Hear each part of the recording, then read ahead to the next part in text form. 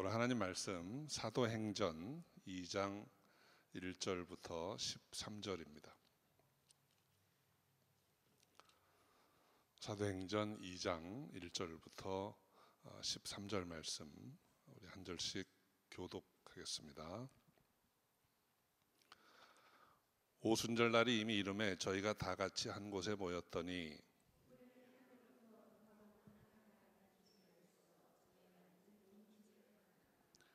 불의 혀같이 갈라지는 것이 저희에게 보여 각 사람 위에 임하여 있더니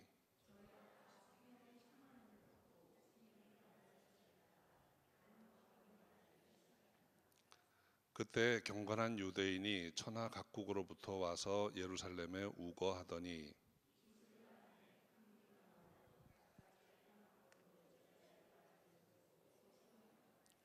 다 놀라 기이히 여겨 이르되 보라 이 말하는 사람이 다 갈릴리 사람이 아니냐.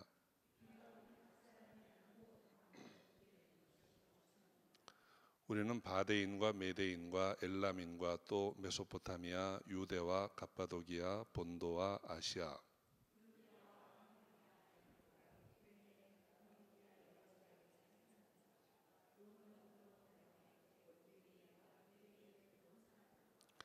그레데인과 아라비아인들이라 우리가 다 우리의 각 방언으로 하나님의 큰 일을 말함을 듣는도다 하고 함께 읽습니다. 또 어떤 이들은 조롱하여 가로되 저희가 새술이 취하였다 하더라. 아멘. 기도하겠습니다. 아버지 하나님 감사합니다. 오늘 복되고 아름다운 주님의 날 허락하셔서 주님 전에 나와 신령과 진정으로 예배드릴 수 있게 하시니 감사합니다. 말씀하실 때 듣고 깨닫는 축복이 있게 하여 주시옵소서. 주님께 더 가까이 나아가는 귀한 예배 되기를 소원합니다. 하나님 함께하여 주시옵소서. 감사하옵고 예수님의 이름으로 기도합니다. 아멘. 지금 사도행전 말씀을 지금 강의하고 있습니다. 사도행전 1장 8절이 사도행전 전체의 주제이면서 우리 교회의 소명이기도 합니다. 또 우리 그리스도인들을 하나님이 왜 부르셨는가 하는 그 의미를 말씀해 줍니다. 우리 사도행전 1장 8절 말씀 한번 같이 암송 한번 해볼까요? 오직 성령이 임하시면 너희가 권능을 받고 예루살렘과 온 유대와 사마리아와 땅끝까지 이르러 내 증인이 되리라. 오늘 우리가 함께 읽은 이 본문은 성령이 임하시면 어떤 일이 일어날 것인가에 관한 아주 간단한 요약의 설명이기도 합니다. 제자들과 초대 공동체 성도들이 한 곳에 모여서 성령 세례를 받기 위해서 기도에 힘썼다고 했습니다. 그리고 그들이 한 사람 빠졌던 그 12사도의 빈자리를 채웠습니다. 그리고 오순절이 이르러서 이제 성령께서 임하셨던 것입니다. 오늘 본문은 두 부분으로 구성이 되어 있습니다. 1절부터 4절까지는 오순절에 있었던 일을 기록하고 있고 5절부터 13절은 그 오순절에 있었던 그 성령 세례에 관해서 사람들이 어떻게 반응했는가 하는 내용입니다. 먼저 이제 오순절에 있었던 일들에 대해서 본문을 중심으로 함께 생각해 봅니다. 2장 1절에는 오순절 날이 이미 이름에 하고 시작이 됩니다. 오순절 날에 성령께서 임하셨다는 것입니다. 먼저 이 오순절이라는 날에 대해서 한번 생각해 보려고 합니다. 왜 오순절에 성령께서 임하셨던 것일까요? 신명기 16장 16절에 보면 너희 중 모든 남자는 1년 3차 곧 무교절과 칠칠절과 초막절에 내 하나님 여호와의 택하신 곳에서 여호와께 보이라 이렇게 말씀하십니다. 이 무교절의 첫날이 6월절이고 칠칠절은 바로 오순절입니다. 그리고 초막절은 장막절입니다. 이 세 절기에는 모든 사람들이 다 예루살렘에 와서 성전에서 하나님께 보이라, 하나님께 제사를 드리라 하는 말씀을 하신 것입니다. 그래서 이 세 절기는 구약의 3대 절기라고도 합니다. 그런데 왜 하나님께서 이 오순절에 성령 세례를 허락하신 것일까요? 이 오순절이라고 하는 절기가 왜 그렇게 중요한 것이었는가 하는 것을 생각해 봅니다. 첫 번째로 이 오순절은 그 이름이 여러 가지입니다. 칠칠절 또는 맥추절 또는 초실절이라고 합니다. 그러니까 약속의 땅에 들어가서 그 첫 열매를 드리는 절기가 이 오순절이에요. 지금 하나님께서 지금 이 성령 세례를 주시면서 이 초실절, 첫 열매를 드리는 절기를 택하셨다고 하는 것에는 아주 중요한 의미가 있습니다. 하나님의 사람, 믿음으로 하나님의 백성이 되는 것은 우리가 복음을 듣고 그리스도의 복음을 듣고 그 십자가의 구속의 복음과 부활의 복음을 듣고 믿는 것입니다. 그런데 그것은 마치 씨앗을 뿌리는 것과 같습니다. 근데 그것이 열매를 맺으려면 성령으로 말미암지 않고는 안 되는 일입니다. 그래서 고린도전서 12장 3절에도 보면 성령으로 아니하고는 예수를 주시라 할 자가 없다 그랬습니다. 이제 사도행전의 잠시 뒤의 이야기를 보면 이제 많은 사람들이 성전 앞에 모여서 사도 베드로의 설교를 듣고 마음의 찔림을 받습니다. 그리고 이제는 우리가 어찌할꼬 회개하고 예수를 믿고 성령을 받습니다. 그래서 초대교회의 공동체를 형성하게 됩니다. 이것이 첫 열매입니다. 우리 하나님께서 오순절에 성령세를 주시기로 한 것은 바로 이 진정한 의미의 첫 열매를 보이고 거두기 위한 것입니다. 두 번째로 이 오순절은 이스라엘이 하나님의 율법을 받았던 날입니다. 히브리인들이 출애굽한 날이 정월 14일입니다. 그리고 그들이 이제 광야를 지나서 시내산에서 율법을 받게 된 것이 3월 3일입니다. 그래서 50일이 지난 후에 그들은 율법을 받게 됩니다. 율법을 받는다는 것이 무슨 의미일까요? 이제 너희 공동체는 이 하나님의 기준으로 살아라 하는 것입니다. 그래서 첫 번째 오순절에 히브리인들은 하나님의 율법을 받고 이제는 말씀대로 살겠습니다 하고 결단을 하게 된 날이 바로 오순절입니다. 그 오순절에 하나님께서 성령을 주신 것입니다. 예레미야서 31장 33절에 보면 내가 나의 법을 그들의 속에 두며 그 마음에 기록하여 나는 그들의 하나님이 되고 그들은 내 백성이 될 것이라. 에스겔서 36장 26, 27절에 보면 또 새 영을 너희 속에 두고 새 마음을 너희에게 주되 너희 육신에서 굳은 마음을 제하고 부드러운 마음을 줄 것이며 또 내 신을 너희 속에 두어 너희로 내 율례를 행하게 하리니 너희가 내 규례를 지켜 행할지라. 율법을 주셨던 그 절기에 하나님의 법을 이제는 그들의 마음속에 두시겠다는 거예요. 그것이 영으로 임하시겠다는 것입니다. 하나님의 영이 우리 안에 들어오면 이제는 밖에 있는 돌에 새긴 비문에 새긴 율법이 아니고 우리 마음판에 새겨진 율법이 있다는 것입니다. 그래서 이제 그 율법을 받아서 이제는 주님 뜻대로 살겠습니다 하는 결단을 하는 날이 오순절입니다. 그래서 오순절에 성령을 받는다고 한 것은 바로 이제는 내가 하나님 뜻대로 살겠습니다 하는 삶의 변화에 대한 결단이 있는 날인 것입니다. 세 번째로 이 오순절은 모든 사람들이 모이는 날입니다. 이 날은 모든 사람들이 다 성에 들어와서 하나님께 보이라 하셨던 날이기 때문에 이스라엘에 사는 모든 남자들만이 아니고 해외 흩어져 사는 유대인들도 다 예루살렘으로 모이는 날이에요.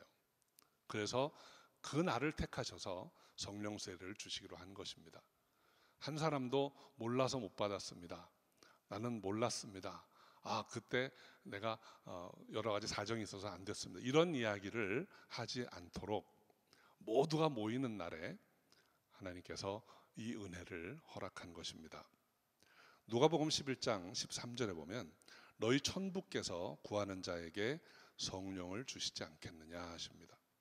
우리 사랑하는 성도 여러분, 하나님의 은혜는 받으려는 소망을 품고 믿기만 하면 누구에게나 하나님이 허락하십니다.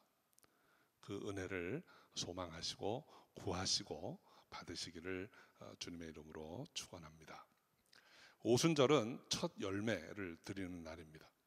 오순절은 하나님의 법을 마음에 받는 날입니다. 그래서 이제는 내가 하나님 뜻대로 살리라 하고 결단하는 날입니다. 그리고 오순절은 누구나 은혜를 사모하여 하나님께 구하면 그 은혜를 받을 수 있는 날입니다. 그래서 이 날에 하나님께서 성령 세례를 허락하셨던 것입니다. 이제 2절부터 4절 사이에는 그 오순절에 어떻게 성령이 임하셨는가에 관한 기록이 되어 있습니다. 성령이 임하실 때 세 가지 아주 특이한 현상이 있었습니다. 우리 먼저 2절과 3절을 함께 읽어봅니다. 호련히 하늘로부터 급하고 강한 바람 같은 소리가 있어 저희 앉은 온 집에 가득하며 불의 혀같이 갈라지는 것이 저에게 보여 각 사람 위에 임하여 있더니. 2절에는 급하고 강한 바람 같은 소리가 있었다고 했고 3절에는 불의 혀가 갈라지는 것 같은 것을 보았다 그랬습니다. 세례 요한이 예수님에 대해서 증거할 때 누가복음 3장 16절에 보면 나는 물로 너희에게 세례를 주거니와 나보다 능력이 많으신 이가 오시나니 나는 그 신들매를 풀기도 감당치 못하겠노라. 그는 성령과 불로 너희에게 세례를 주실 것이요 했습니다. 하나님께서 우리 가운데 오실 때 우리에게 그분의 임재를 나타내실 때 성령과 불로 세례를 주신다는 것입니다. 그런데 이제 성경에 보면 성령이라고 번역된 헬라어는 여러 가지 의미가 있어요. 바람 또는 호흡, 영, 이게 다 같은 단어입니다. 그래서 하나님의 임재가 성령과 불로 임한다고 하는 것은 바람과 불로 임한다고 해석을 해도 괜찮습니다. 바람처럼 성령께서 임하셨다는 것입니다. 급하고 강한 바람 소리를 들으면서 그때 성령이 임하셨다는 거예요. 바람이라고 하는 것은 생명입니다. 방금 바람, 영, 호흡이 다 같은 단어라고 했습니다. 하나님께서 인간을 지으시고 아담을 흙으로 빚으신 다음에 숨을 불어넣으셨습니다. 바람을 불어넣으실 때 생명이 탄생했습니다. 마른 골짜기에 그 마른 뼈다귀들이 살아날 때에도 하나님께서 힘줄이 돋고 근육이 생기게 하신 다음에 바람을 불어서 그들을 살리셨습니다. 주님께서 부활하신 후에 두려움에 떨고 있는 제자들에게 오셔서 숨을 내쉬면서 성령 받으라 이렇게 하셨습니다. 이 숨, 바람 이것은 생명입니다. 성령이 임할 때 생명의 영이 임하였다는 것입니다. 또 바람은 권능을 상징합니다. 여러분 이 바람의 힘을 아마 최근에 여러분 많이 보셨을 거예요. 바람이 불면 나무가 뽑혀나가고 도시가 없어집니다. 그 쓰나미가 몰아치면 아주 흔적도 남지 않고 다 무너져 버립니다. 이 바람은 그래서 급하고 강한 바람 하면 권능을 상징합니다. 성령이 임하실 때 생명의 영으로 또 큰 권능으로 임하셨다는 것입니다. 3절에 보면 불의 혀가 갈라지는 것을 보았다고 했습니다. 이 불의 혀와 같은 이렇게 아주 타오르는 험한 불길을 본 것이죠. 그 불은 소멸하는 능력이 있습니다. 불은 태우는 능력입니다. 하나님의 경륜과 관계에서 보면 이 불과 같이 임하셨다고 하는 것은 소멸하는 능력이 임하였다는 것입니다. 소멸한다고 하는 것은 결국 정결케 하는 능력이겠죠. 욥기 23장 10절에 나의 가는 길을 오직 그가 아시나니 그가 나를 단련하신 후에는 내가 정금같이 나오리라. 여기서 단련은 불로 재련하는 것입니다. 불순물이 많이 섞여 있는 그 금에 불로 재련해가지고 불순물 다 태워버리고 정금만 남긴다는 거예요. 그러니까 성령의 불이 임했다는 것, 이것은 우리 안에 악하고 더러운 것을 다 제해버리시는 하나님의 권능이 임하였다는 것을 말합니다.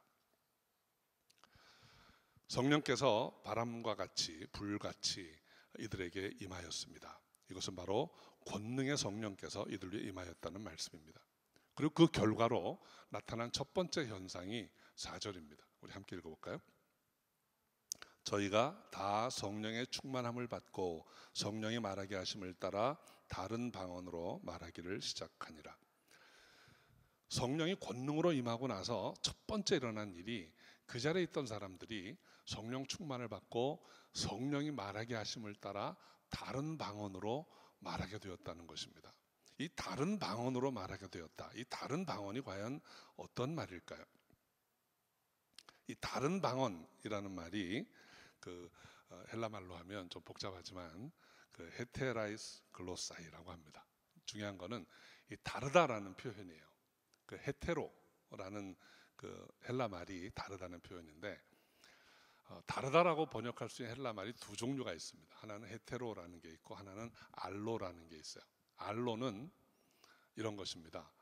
예를 들면 돼지가 여러 마리 있는데 이 돼지 말고 다른 돼지 할 때 알로를 씁니다.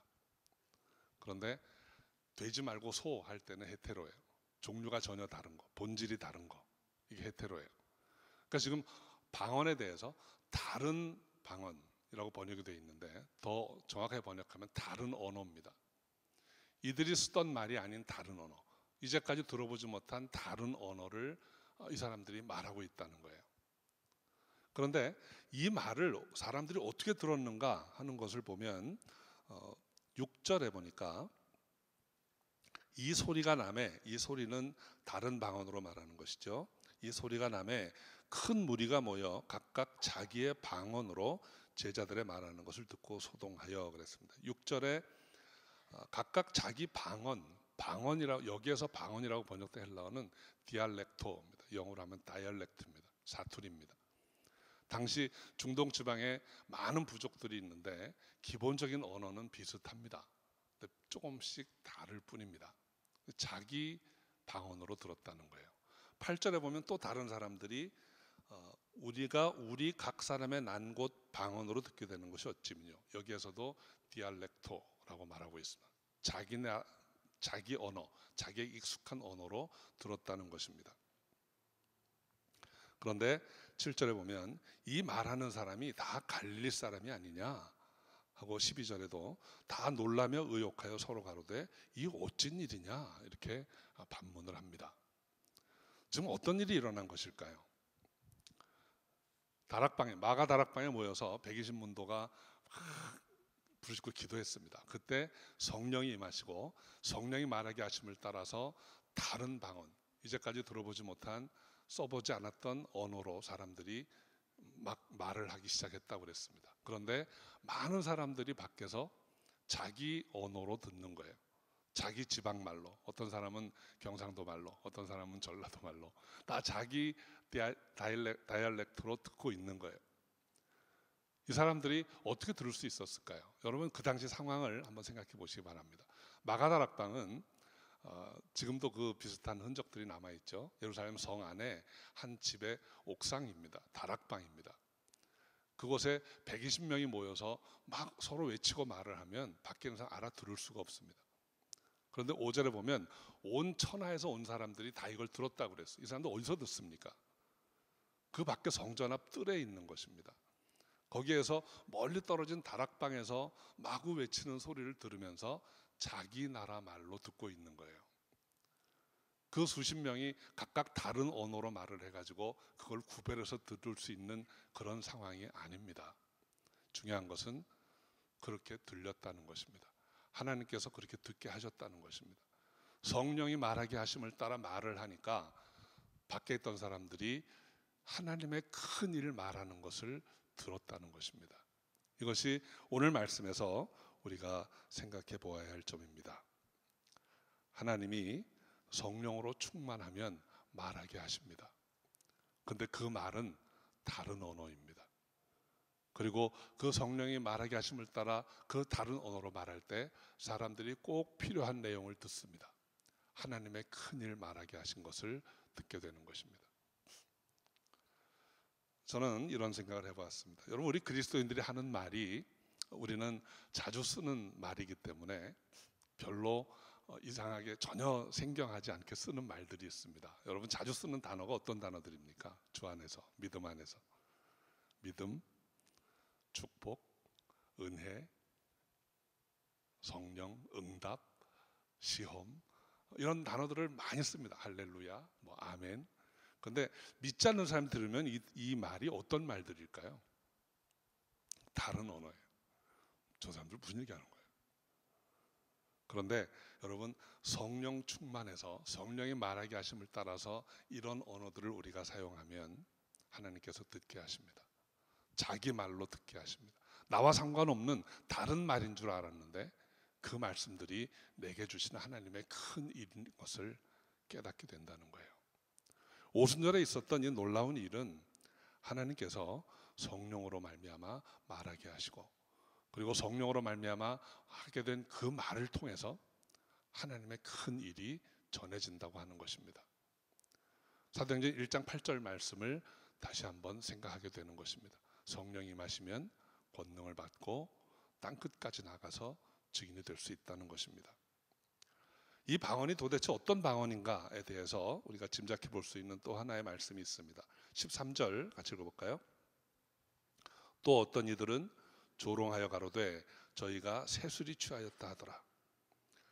어떤 사람들은 조롱하였습니다. 저 멀리서 들려오는 그 다락방에서 들려오는 이상한 소리가 사람들이 술 먹고 술주정하는 소리처럼 들렸다는 것입니다. 성도 여러분, 세상의 모든 언어는 언어의 규칙이 있고 발음 규칙이 있고 신텍스가 있고 다 그 구조가 정연하게 되어 있습니다. 그래서 우리가 외국어 하는 걸 들으면 생전 처음 들어보는 말을 들으면 저거 어느 나라 말이지? 모르겠는데 이런 반응이 자연스러운 반응입니다. 분명히 어떤 말을 하고 있는데 뭐야 저 술주정하는 거야? 뭐 도저히 못 알아듣겠는데 이런 식의 표현을 하지 않습니다. 그러니까 이들이 말한 다른 방언이라는 것이 과연 어떤 것일까? 그거는 우리가 알아들을 수 없는 이제까지 들어보지 못한 생경한 방언이라는 것의 증거입니다. 오늘 이 말씀 통해서 이 오순절에 성령의 말하게 하심을 따라 말한 방언은 어떤 방언인가? 사람들이 이해할 수 없는 처음 들어보는 다른 방언이었습니다. 그 혼잡한 중에도 하나님께서 그 방언을 알아들을 수 있게 하는 은혜를 허락하셨습니다. 저는 오늘 이 말씀 통해서 우리에게 주시는 하나님의 뜻을 생각해 봅니다. 성령이 임하시면 하나님께서 우리에게 말할 수 있는 능력을 주십니다. 그리고 두려움 없이 담대히 나가서 전할 수 있습니다. 이 사람들이 알아듣지 못하면 어떻게 할까? 염려하지 마시고 하나님의 큰 일을 전하시면 사람들이 듣고 깨닫습니다. 그리고 생명을 얻게 되는 역사가 있을 것입니다. 나라와 종족과 방언을 초월해서 하나님의 크신 경륜은 성령 충만한 성도들에 의해서 전파될 수 있는 것입니다. 창세기 11장에 보면 바벨탑 사건이 나옵니다. 그 11장 1절에 온 땅의 구음이 하나요 언어가 하나였다고 했습니다. 노아의 홍수 후에 하나님이 사람들을 이 땅에 다시 편만하게 성장시키셨어요. 근데 사람들이 바벨탑을 쌓고 우리가 하늘에 오르자 이제 높은 곳에 올라가서 다시는 홍수의 심판을 받지 않게 하자 이렇게 했을 때 하나님이 진노하셨습니다. 그래서 언어를 혼잡하게 하셨다 그랬습니다. 그리고 종족을 흩으셨습니다. 이제 많은 세월이 지난 후에 하늘에 올라가려고 탑을 쌓던 사람들을 향해서 하나님이 내려오셨습니다. 그전에 혼잡해서 알아듣지 못하던 언어였는데 이제는 하나의 언어를 가지고 모든 사람들이 알아들을 수 있도록 하나님께서 역사하십니다. 이제는 그 성령의 언어를 들고 가라는 것입니다. 지금 예루살렘에 온 천하 각국에서 모인 사람들이 그 말씀을 듣고 은혜를 받았지만 이제는 너희가 땅끝까지 이 언어를 들고 나가라는 것입니다. 이것이 오순절에 성령이 임하였던 일의 의미입니다. 우리 사랑성도 여러분, 성령의 세례는 하나님의 약속입니다. 성령이 임하시면 우리가 권능을 받습니다. 그것은 말씀의 권능, 그리고 이제는 경건하게 살리라 하는 삶의 결단입니다. 그리고 그 말씀을 들고 나아갈 때 그 복음이 나라와 종족과 언어를 넘어서 열방으로 전해질 것입니다. 그래서 세상이 그리스도의 복음을 듣고 믿고 생명을 얻게 될 것입니다. 이 일을 통해서 주님 오시는 날까지 우리가 나가야 할 줄 믿습니다. 우리 예상성도 여러분, 저와 여러분 모두가 성령 충만해서 그날 주님 앞에 의로운 자로 복음 전하는 자로 다 설 수 있기를 주의 이름으로 축원합니다. 기도하겠습니다. 아버지 하나님, 하나님께서 저희를 사랑하시고 생명 주셔서 주님의 은혜로 인도하신 줄 믿습니다. 오순절에 임하였던 성령이 오늘 우리에게 임하사 우리로 이제는 담대히 전하게 하시고 복음 들고 땅 끝까지 나아가는 축복이 있게 하여 주시옵소서. 주님께서 늘 인도하시고 지켜줄 줄 믿사옵고 예수님의 이름으로 감사하며 기도하옵나이다. 아멘.